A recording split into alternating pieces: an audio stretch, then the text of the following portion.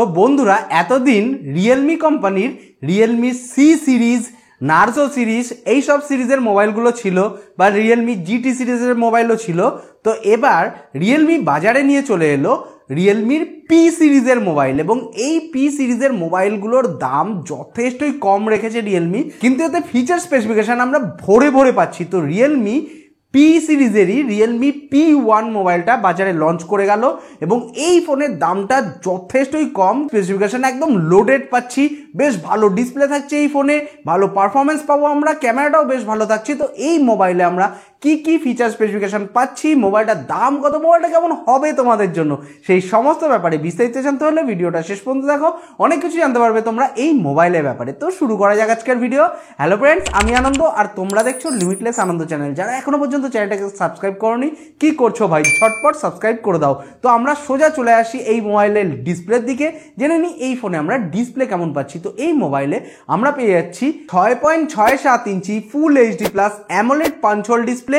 মোবাইলে আমরা যে ডিসপ্লেটা পাচ্ছি তার স্ক্রিন রিফ্রেশ রেট থাকছে 120 হার্জ, এবং এতে আমরা 240 হার্জ টাচ স্যাম্পলিং রেট পেয়ে যাচ্ছি, এবং এই ডিসপ্লের পিক ব্রাইটনেস আমরা পাচ্ছি 600 নিটস, এবং এই ডিসপ্লের ওপরে আমরা টেম্পার্ড গ্লাসের প্রোটেকশন পেয়ে যাচ্ছি, এবং এই ডিসপ্লেতে আমরা HDR10+-এরও সাপোর্ট পাচ্ছি। তো এক কথায় বলতে গেলে বাজেট বিবেচনায় এই মোবাইলে আমরা ডিসপ্লে সেকশনটা বেশ ভালো পাচ্ছি, এটাই বলা যেতে পারে।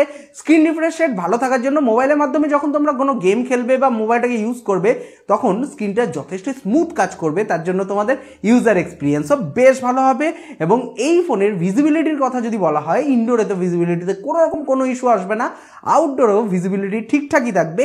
হেভি সানলাইটে ভিজিবিলিটি একটু সমস্যা হতে পারে, বাকি বাজেট বিবেচনায় মোবাইলে আমরা ডিসপ্লে সেকশনটা বেশ ভালো পাচ্ছি। ভিডিও ভিউইং এক্সপিরিয়েন্স কিন্তু বেশ ভালো হবে এই মোবাইলে। এবার আমরা সোজা চলে আসি ফোনের লুকসের দিকে। লুকস ওয়াইজ ফোনটা দেখতে কিন্তু বেশ প্রিমিয়াম করা হয়েছে, বেশ অ্যাট্রাকটিভ করা হয়েছে। ফোনটা তোমাদের কেমন লাগছে অতি অবশ্যই আমাকে কমেন্ট করে জানিও। এই মোবাইলে আমরা IP54 স্প্ল্যাশ প্রুফ ডিজাইন পেয়ে যাচ্ছি। এই মোবাইলের ওজন হচ্ছে 188 গ্রাম, এবং এর থিকনেস হচ্ছে 7.97 মিলিমিটার। এই মোবাইলে আমরা একদম লেটেস্ট অ্যান্ড্রয়েড ভার্সন অ্যান্ড্রয়েড 14 পাচ্ছি রিয়েলমি UI 5.0 ইউজার ইন্টারফেসের সাথে। এবার আমরা জেনে নিই এই ফোনে আমরা ব্যাটারি কেমন পাচ্ছি। তো এই মোবাইলে আমরা পেয়ে যাচ্ছি 5000 mAh এর Li polymer battery 45 watt fast charging সাপোর্টের সাথে। মোবাইলে আমরা যে চার্জিং কানেক্টর পাচ্ছি সেটা USB Type-C। তার পাশাপাশি আমরা এই ফোনে 3.5mm হেডফোন পোর্ট পেয়ে যাচ্ছি, এবং এই মোবাইলের বক্সেও আমরা 45 ওয়াট চার্জার ফ্রি পাচ্ছি। তো এক কথায় বলতে গেলে বাজেট বিবেচনায় মোটামুটি এই ফোনে আমরা ব্যাটারি ব্যাকআপটাও বেশ ভালো পাচ্ছি, চার্জিং স্পিডটাও বেশ ভালোই থাকছে, মানে তোমরা খুব অল্প সময়ের মধ্যে কিন্তু মোবাইলটাকে ফুল চার্জ করে ফেলতে পারবে। চলে আসি ফোনে সাউন্ড কোয়ালিটির দিকে। এই মোবাইলের সাউন্ড কোয়ালিটিটাও মোটামুটি আমরা ঠিকঠাকই পাচ্ছি, মানে এই ফোনে আমরা ডুয়াল স্পিকারের সাপোর্ট পাচ্ছি। এবার সোজা চলে আসি এই ফোনের সিকিউরিটির দিকে। সিকিউরিটির দিক থেকে দেখতে গেলে আমরা পেয়ে যাচ্ছি ইন ডিসপ্লে ফিঙ্গারপ্রিন্ট সেন্সর এবং ফেস আনলকের ফেসিলিটি। মোবাইলটা আপাতত দুটো কালার ভেরিয়েশনে লঞ্চ করেছে, পিকক গ্রিন এবং ফোনেক্স রেড। কোন কালার ভেরিয়েশনটা তোমাদের সব থেকে বেশি ভালো লাগছে অতি অবশ্যই আমাকে কমেন্ট করে জানিও। এখানে আমার পার্সোনালি ফোনেক্স রেড কালারটা বেশি ভালো লাগছে।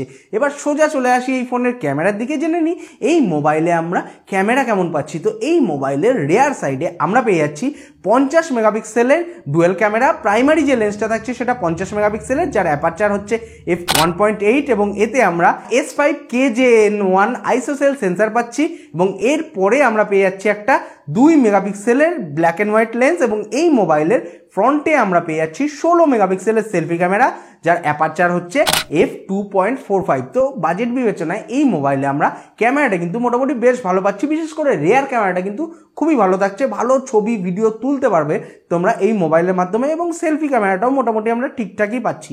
এই ফোনের রেয়ার ক্যামেরার মাধ্যমে 4K ভিডিও শ্যুট করা যাবে 30 ফ্রেম পার সেকেন্ডে, এবং এই মোবাইলের ফ্রন্ট ক্যামেরার মাধ্যমে ফুল এইচডিতে ভিডিও শ্যুট করা যাবে 30 ফ্রেম পার সেকেন্ডে। এবার আমরা সোজা চলে আসি এই ফোনের কানেক্টিভিটির দিকে। কানেক্টিভিটির দিক থেকে দেখতে গেলে এই মোবাইলে আমরা পেয়ে যাচ্ছি 5G, Wi-Fi 5 dual band, Bluetooth 5.2, dual 4G VoLTE. এবার আমরা জেনে নিই এই ফোনে আমরা পারফরমেন্স কেমন পাবো, মানে এতে আমরা প্রসেসর কি পাচ্ছি। তো এই ফোনে আমরা পেয়ে যাচ্ছি মিডিয়াটেক ডায়মেনসিটি 7050 প্রসেসর। এটা একটা 6nm অক্টাকোর প্রসেসর, যার ম্যাক্সিমাম ক্লক স্পিড হচ্ছে 2.6 GHz, এবং এতে আমরা মালি G68 MC4 জিপিইউ পাচ্ছি। তো এই মোবাইলের পারফরমেন্সের কথা বলতে গেলে এই ফোনের মাধ্যমে তোমরা বেশ ভালো গেম খেলতে পারবে, মাল্টিটাস্কিং করতে পারবে, অল ওভার এই মোবাইলের পারফরমেন্স তোমরা বেশ ভালো পাবে। বাজেট বিবেচনায় পারফরমেন্স কিন্তু আমরা বেশ ভালোই পাচ্ছি, এটাই বলা যেতে পারে। এবং বেশিক্ষণ গেম খেলার ফলে যদি মোবাইলটা বেশি হিট হয়ে যায় তো সেটাকে ঠান্ডা করার জন্য এই ফোনে আমরা ভিসি কুলিং টেকনোলজি পেয়ে যাচ্ছি, যার ফলে মোবাইলের টেম্পারেচারটাও কিন্তু যথেষ্টই কন্ট্রোলে থাকবে। এই মোবাইলটা আপাতত দুটো স্টোরেজ এবং র্যামের ভেরিয়েন্টের সাথে লঞ্চ করেছে। এতে আমরা পাচ্ছি 6GB RAM 128GB internal storage এবং 8GB RAM 256GB internal storage. এই মোবাইলে যে র্যামের টেকনোলজিটা ইউজ করা হয়েছে সেটা LPDDR4X এবং এতে আমরা হাইব্রিড সিম কার্ড স্লট পাচ্ছি, মানে একসঙ্গে দুটো সিম বা একটা সিম আর একটা মেমোরি কার্ড আমরা ইজিলি সেট করতে পারবো। আমরা তো সব কিছু এলাম ফোনটার ব্যাপারে, এবারে জেনে নিই মোবাইলটার দাম কত। তো এই মোবাইলের 6GB RAM 128GB internal storage ভেরিয়েন্টের ভারতের বাজারে অফিসিয়াল বাজার মূল্য হচ্ছে মাত্র 14,999 ভারতীয় টাকার মতো, যেটা বাংলাদেশি টাকায় কনভার্ট করলে মোটামুটি মোবাইলটার দাম এসে দাঁড়াচ্ছে ওই 18 থেকে 19,000 বাংলাদেশি টাকার কাছাকাছি। এবং এই ফোনের 8GB RAM 256GB internal storage ভেরিয়েন্টের ভারতের বাজারে অফিসিয়াল বাজার মূল্য হচ্ছে মাত্র 16,999 ভারতীয় টাকার মতো, যেটা বাংলাদেশি টাকায় কনভার্ট করলে ওই মোটামুটি মোবাইলটার দাম এসে দাঁড়াচ্ছে 21 থেকে 21,500 বাংলাদেশি টাকার কাছাকাছি। তো ফোনটার ব্যাপারে তোমাদের কি ধারণা, তোমাদের কি মতামত, অতি অবশ্যই আমাকে কমেন্ট করে জানাতে ভুলো না। ভিডিওটা ভালো লেগে থাকলে ভিডিওটাকে লাইক করো, নিজের বন্ধুদের সঙ্গে শেয়ার করো। পরবর্তী ভিডিওতে আবার দেখা হবে। বাই, সবাই ভালো থাকবে, সুস্থ থাকবে।